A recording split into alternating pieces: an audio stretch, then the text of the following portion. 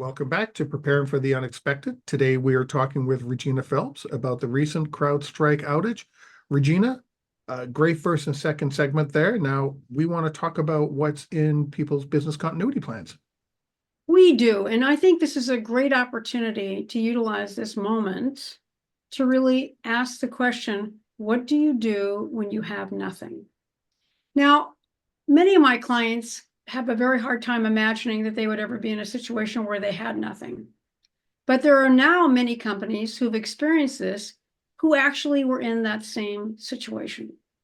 And so when we do cyber exercises, one of my goals always is to create a situation where my clients literally can't access whatever application or applications that have been affected, and they aren't coming back for a protracted period of time. Not like your RTO. I'm talking about days, maybe weeks. Well, we all know you like to make them cry. So. I do like to make them cry. This is the crying part, right? And so this is a great opportunity now that people can say, like, holy crap, I can't believe this happened. And it wasn't our fault. I mean, we weren't attacked. We weren't picked out by somebody to attack us. This was just a broad base. Now, the good thing about this, if there is a good thing, is that it was everybody for the most part, right? But I think when you're asking the question, what do I do when I have nothing?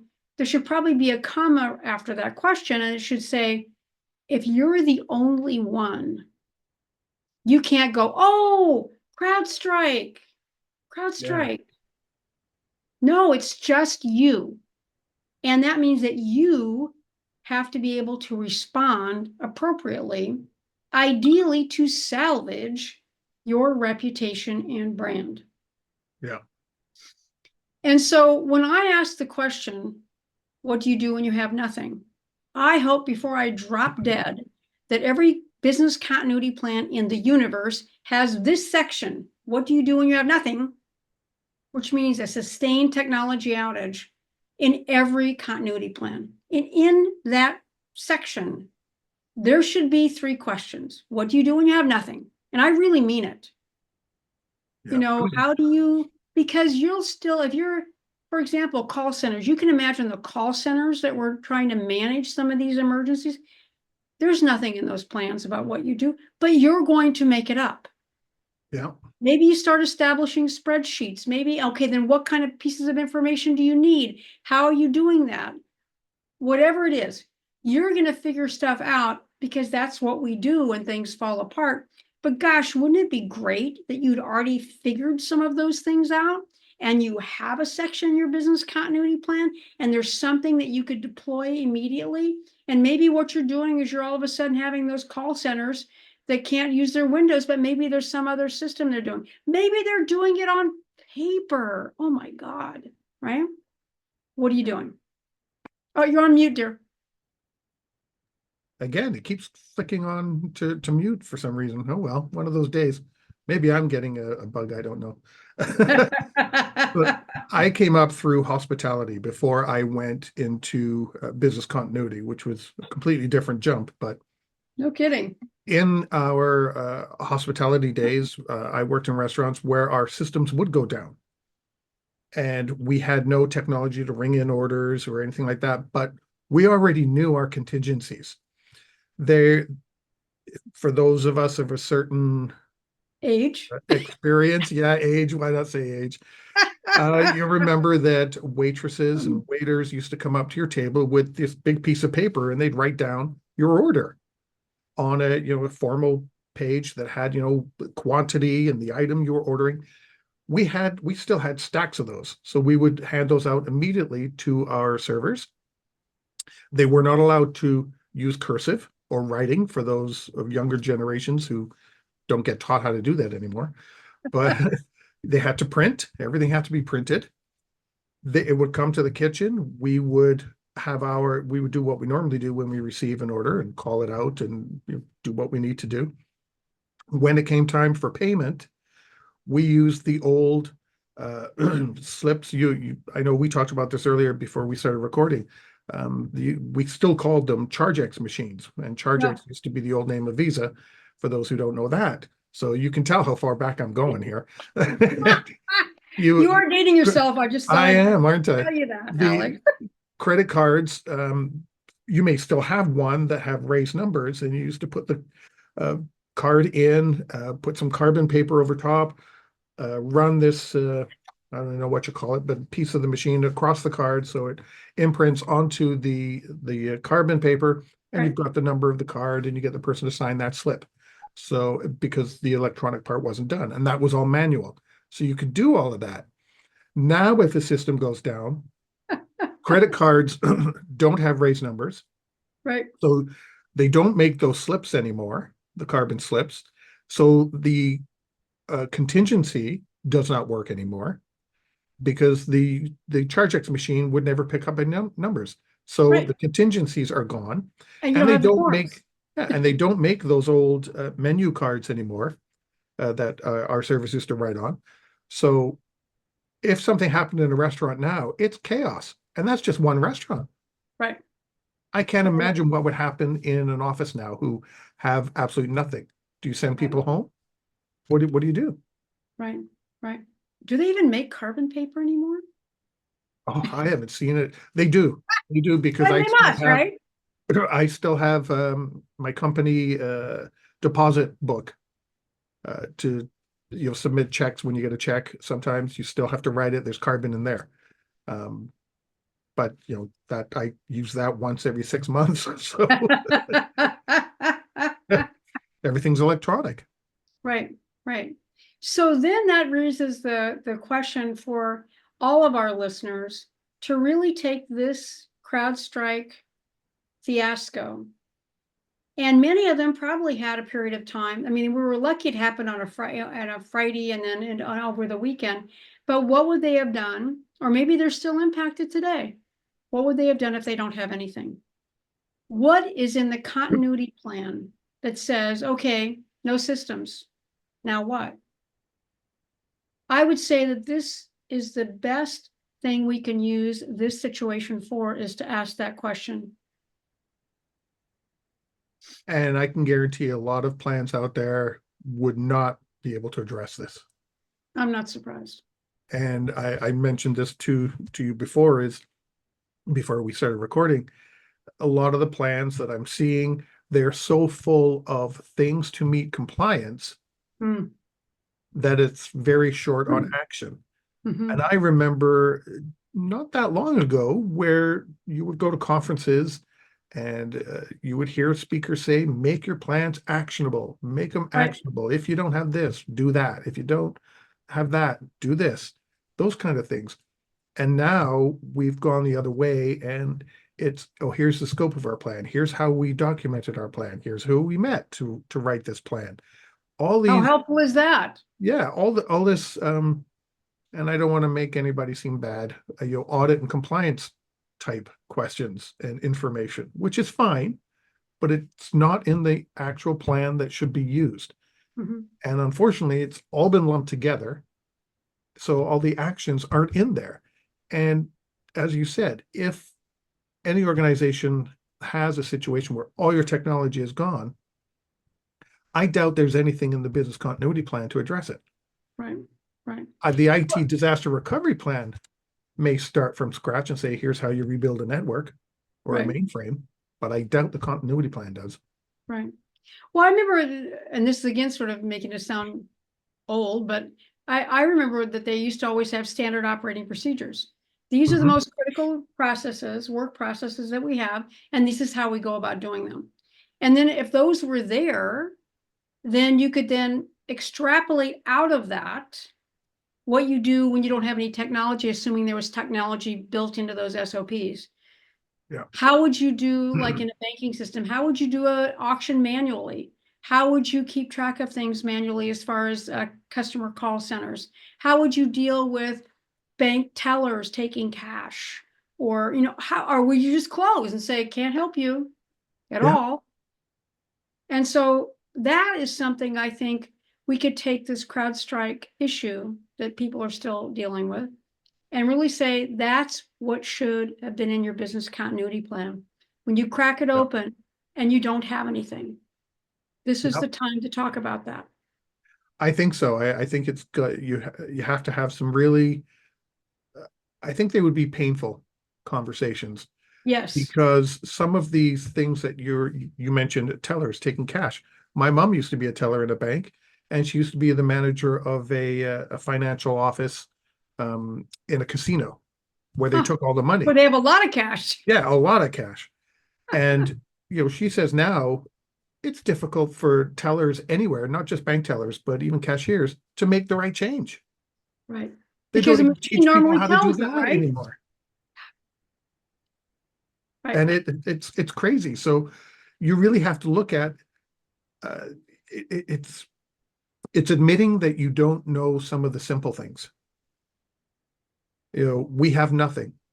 Well, there was a time when your company had nothing. There was a Right. time when banks didn't have technology, and yet things still moved.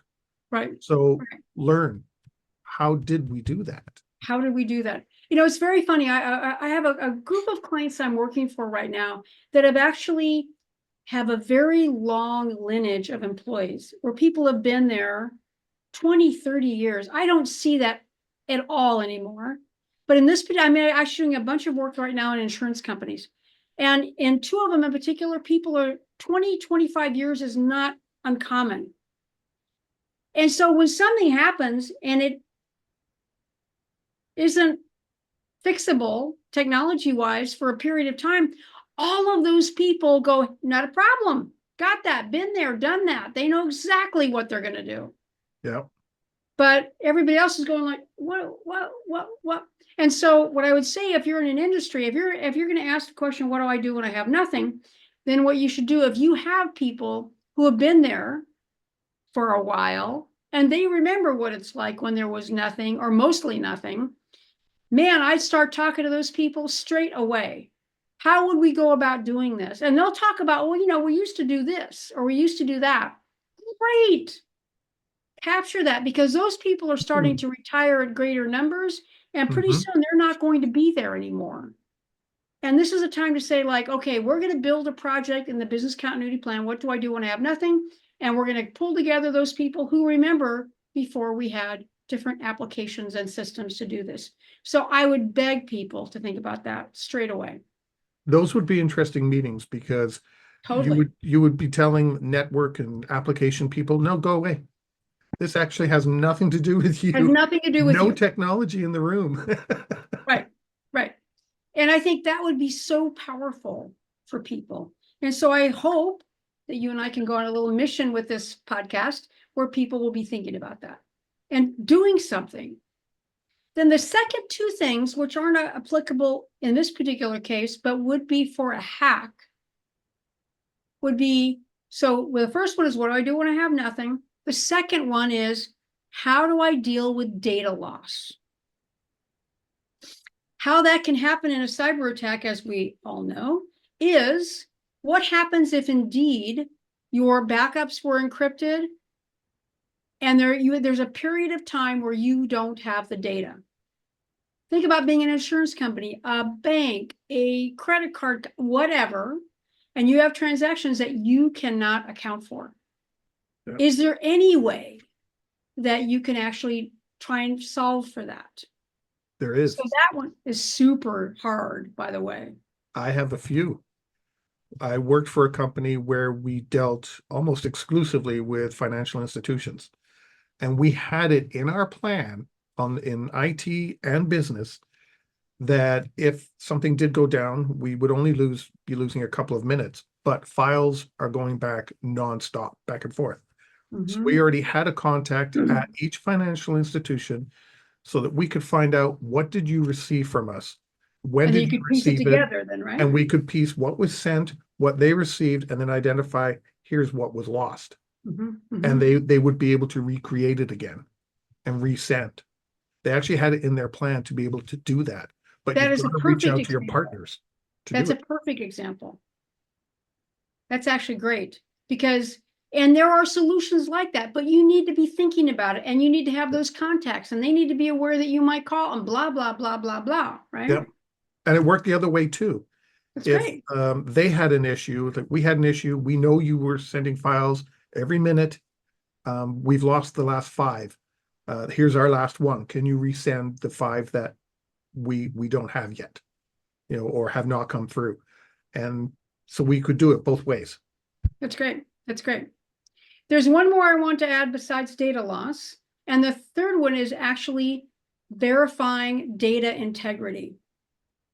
This is really important for banks, for any financial institutions. Frankly, even think I do a lot of work in pharma. It'd be really nice to know that if a pharmaceutical company was hacked, that they actually could validate like all those drug recipes that are being manufacturing drugs right now. Right? I mean, just think about that. So how do you actually validate that the data is correct? What process do you have for that? So how do you deal with data loss? And then how do you validate the data? So my real ask for our colleagues is to think about those 3 things. And this could be really spearheaded by the issue related to the CrowdStrike event. What do you do when you have nothing? How do you deal with validating your data? And then how do you deal with data loss? Those 3 things. And then if you are ever hacked and the chances of you being hacked are, I don't know, really good, then you would have some guidance immediately in every continuity plan. And that's what you need, because otherwise, I will tell you straight away, people are going to be making it up.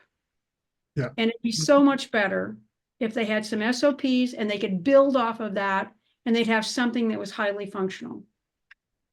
Well, some of this also relates to a topic we were going to talk about a while ago, but didn't get to, is the testing and exercising, where some of the validation of data, IT can bring it all up. We've got all your data, here you go. Right. But if you're not including the business and the users in those How tests, do you know? How do you can know? go through and say, yeah, this is what I'm supposed to see, or yeah, the data's there, but what's happened to it? It looks like a dog's breakfast. Everything's there, but we can't make heads or tails of it. Right, right. And that's what I would say, is that kind of in closing, when people are thinking about this issue with CrowdStrike, this goes back to you and I, how many times have we talked about cyber exercises? This is the same kind of thing that you want to create in a cyber exercise, because the 3 things I'm talking about under sustained technology outage, essentially, what do I do when I have nothing? How do I deal with data loss? How do I deal with data integrity? Those 3 things are so important. And hopefully now more people understand that based on what they might have experienced with CrowdStrike. Understanding that if it was a hack, it would be a lot worse and could go on for a lot longer. And that's what people need to really remember. And I think we've come to the end of our show for that one. But I'm going to end with something that I found out this morning. I finished some work with a client a little while ago, and they were in a discussion with CrowdStrike about using them, and they decided, no, we're going to do something else. We're going to go with someone else. And the vice president I was talking to this morning said, we dodged a bullet. No kidding. And I'm not bad-mouthing CrowdStrike, because that's factual. That is what happened. They decided to go with someone else. But he called me and said, can you imagine what would have happened? What pain we would have been going through? So yes, we can. So it's interesting. So, Regina, thank you again. Always great to chat with you, and hopefully we will meet next month, and this will all be fixed. It'll all be bunnies and rainbows for us.